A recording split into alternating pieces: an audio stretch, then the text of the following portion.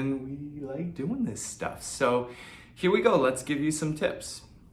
So find your mat, ideally line up with your faces toward the couch so that if in the worst case you fall forward, you're gonna hit the couch instead of your expensive TV or anything else.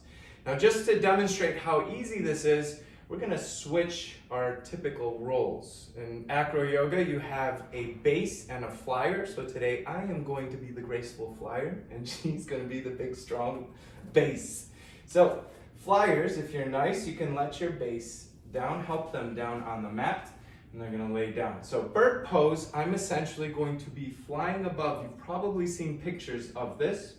So as the flyer, you wanna step your feet by the glutes of the base. You want to take the base's feet, place them in your hip creases. Everybody's built a little bit differently, so just find a comfortable spot.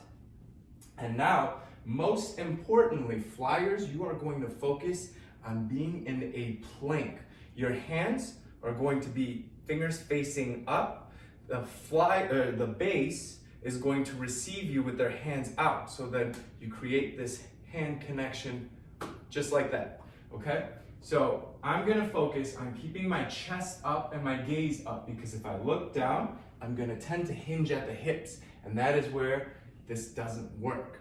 So we're gonna first do a couple kind of trust falls / power squats. You don't need a gym to build leg presses. Yeah, there you go. So Danielle's just gonna bend from her knees. Now notice how she's keeping her ankles in line with her hips. That makes it a little bit easier for her. And notice how I'm keeping my chest up, gaze forward. And each time, get a little closer to your partner's hands. You're gonna have the tendency to wanna bend and cheat. Try to stay as straight as possible. It'll be so much easier, I promise.